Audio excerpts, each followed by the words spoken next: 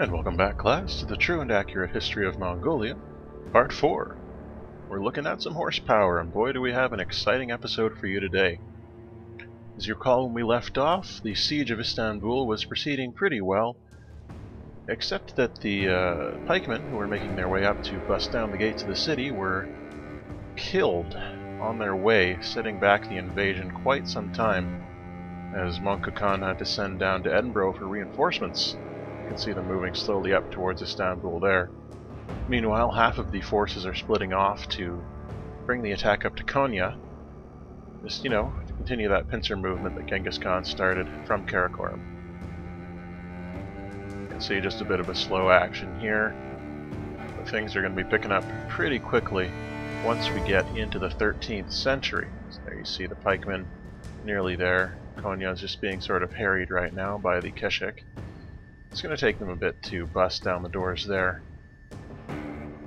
Mongke Khan is just waiting for the opportune moment to send in the pikemen, which will be any minute now. And those horsemen moving along, capturing civilians.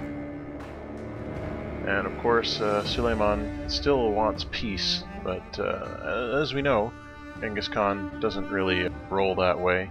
He rolls in a different way, direction in which he rolls his global conquest. And he has a very heavy boulder, to extend that analogy to its breaking point. Alright, so there are a lot of Keshik who are in trouble right now, because Istanbul's defenses are proving to be pretty hardy, and the pikemen are taking longer to get set up than Mongke Khan had anticipated. But there they go. 12-10. There we go. The pikemen having an attack. Oh, I'm just going to wait for one more volley. Maximum safety. And there goes Istanbul, the capital of the Ottoman Empire.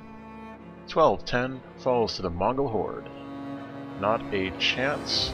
Mongke Khan moves into the capital to suppress the rebellions and riots and revolts, because, well, they were used to a more plushy merchant lifestyle, and as we know of Genghis Khan, that's not how he lets people live. And the merchant classes were not happy with being stripped of their power in the face of the daily tournaments, which are mandatory in all Mongol cities. So Konya now comes under siege, with the Keshik sweeping down from the north and up from the south.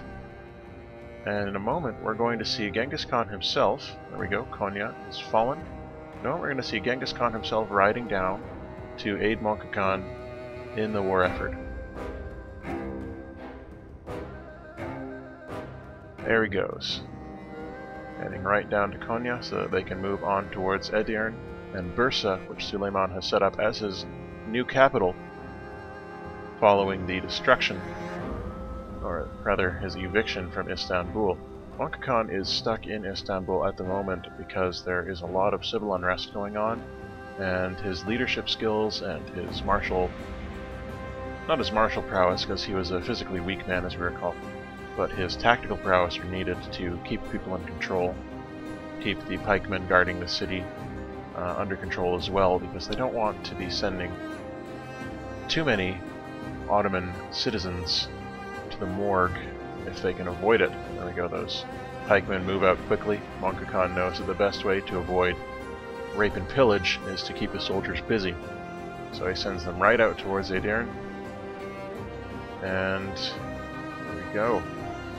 So now they're waging a war on two fronts, attacking Bursa and Edirne at the same time, which may seem like a risky move, but Genghis Khan, as we know, is nothing if not an ambitious man, and nothing if not an incredibly brilliant tactician. Now those catapults are sort of the bane of Genghis Khan's existence. They're very effective against cities, but they are so incredibly slow. And south of his plains home here in the Ottoman Empire, the landscape is very hilly, and there are a lot of forests around. It's very different from the open spaces and mountains he's used to.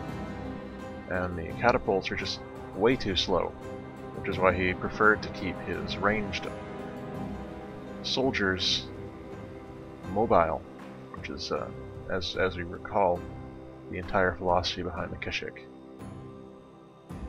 So Bursa, the new capital, is under heavy siege. Edirne is really just being sort of harassed right now in order to keep the defenders busy and away from defending their new capital. Now we can see Genghis Khan using one of his favorite tactics of surrounding enemy city, and he's actually moving down towards the south, towards Istanbul, now that Bursa's siege is well in hand, so that he can move in to Edirne while Mongke Khan is still busy administering the great city of Istanbul. He was actually quite tired. There we go, we see the new capital of Bursa falls in 1270. This is a very rapid domination that we're seeing in terms of Genghis Khan's attacks. So Mongke Khan, of course, the exertion of the Istanbul conquest, not to mention the Edinburgh campaign, has left him rather weakened, more so than usual. So his administrative post in Istanbul is equal parts necessity, because Genghis Khan requires his skills there, and convalescence, as Genghis Khan needs Mongke Khan, now his most trusted Khan, well rested and ready for the next series of conquests. We can see Edirne is well in hand, Genghis Khan commanding that from the front, and there we go, 1280, fall of Edirne. And are they going to rest on their laurels? Of course not. All able units are immediately sent over towards Ankara to begin the attack of that city. He's an impatient man, and he has no time for tomfoolery or hijinks. Or as Rode would say, if you're following Alexander's war, he doesn't tolerate any dilly-dallying, just like Rode. He was a crazy woman. If you're not following Alexander's war, well, you really should be. It's a chance to see me out of my element doing some live commentary rather than this post-recorded stuff. And I think it's pretty fun so far. Getting the new episode up either tonight or tomorrow. Should be Monday at the latest. Good. Ankara's siege is continuing. Suleiman again sues for peace. Of course, no interest in that from Genghis Khan. Keshik bombarding the city with practiced ease now. I mean, they're just war machines, they're just siege machines. And those horsemen, finally useful, breaking in, crushing Suleiman of the Ottomans, right at the turn of the century, 1300 AD, fall of the Ottoman Empire. And they don't stop there. Yes, Genghis Khan immediately sends his troops eastwards towards Delhi, because he knows he cannot trust Gandhi after Gandhi has attacked him in the past. So as he knows, he's going to need to press his advantage and as quickly as possible move all of his soldiers over towards Delhi and crush India if he can, now that he's got it surrounded with Tyre in the east and the combined Mongol and subdued, conquered Ottoman Empire in the west. 1310, let's see, Genghis Khan is there in Ankara overseeing the battle preparations in Delhi, and Mongke Khan, having recovered nicely during his stay in Istanbul, is moving back out towards the front. He's making a stop in Bursa just to clean up there, as Genghis Khan never took the time to stop in. He was too busy fighting and winning, being a Charlie Sheen, as it were. And Mongke Khan is going to be sent out to help with the northwestern edge of the Delhi attack once that begins. Right now, as usual, they are just positioning their troops. Interestingly enough, up north of Babylon, we're seeing barbarians popping up again, which is always frustrating. There's a mountain here. There we go, you see the barbarian encampment there in the northeast. There we go. So the catapults make their way up. They slowly prepare to fire. And education is discovered, which was a big deal, because until now all they had had to teach people about war were the daily tournaments and apprenticeships. But now, having learned of education through their conquest of the Ottoman Empire, here we go, the beginning of the war, striking immediately at Gandhi in 1340, trying to clear away the defenders of Delhi. There's the catapults fighting the other catapults, which was perhaps not the best usage of those units. As I mentioned, Genghis Khan was not really a fan of them to begin with. Now, Gandhi's warriors are much more able than those of not those of Genghis Khan, no one is more powerful and able than them, but than those of Suleiman had been. So the war is progressing much more slowly in India than it did in the Ottoman Empire, and part of this is due to the fact that India is a small nation. There are only 2 cities, and Gandhi keeps his population high, but that means he also has a lot of people to draw on to conscript into wars. And you see the catapult was destroyed, and honestly, Gandhi was not that upset. Well, Gandhi, of course, was thrilled, but Genghis Khan was not that upset because he just didn't really have any patience for those catapults. Yeah, he didn't have any patience for Gandhi's either. He's capturing some workers. Mongke Khan is overseeing this edge of the battle, while Genghis is in Ankara, trying to impose order, but Ankara is proving more difficult, which is why they've set it up as a puppet state rather than annexing it. So, there we go.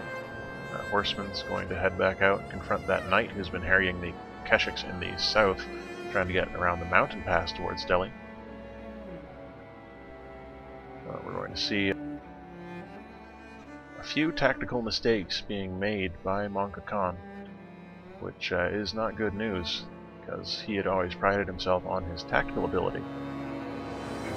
But Genghis Khan also rides out at this time in 1360 to help oversee the war effort here in Delhi, which was extremely slow moving due to the location of Delhi, the way it is surrounded by hills and mountains, the small distance between Delhi and Mumbai, and really just the strength of the Indian defenders. Those barbarians are trying to make their way down, but they're quickly intercepted by forces from Babylon. Now there's our first tactical mistake from Mongke Khan.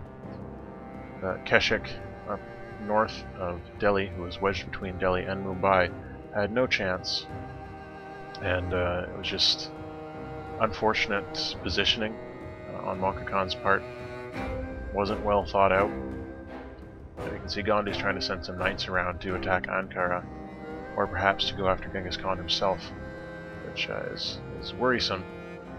But those knights, well, they are more than a match for the Keshik at close range, suffer from the same lack of ranged ability that has been the downfall of so many others who have tried to stand against Genghis Khan. So Genghis has to return to Ankara to be protected against the possibility of attack from those knights. We're starting to see some new lands to the east and west, which the trireme has discovered by going to the extreme edge of its range. And we are losing units once again. Those knights are sweeping in. They killed off those pikemen, who had been severely weakened in the siege of Delhi,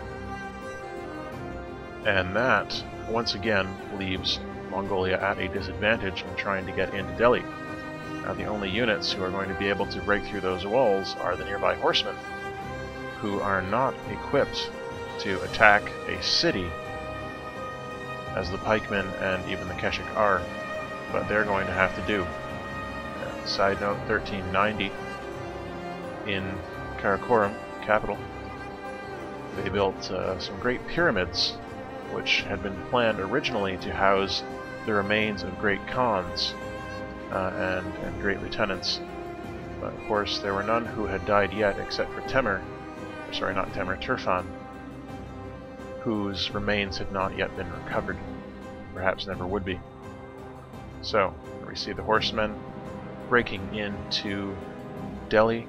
The siege of Delhi is over.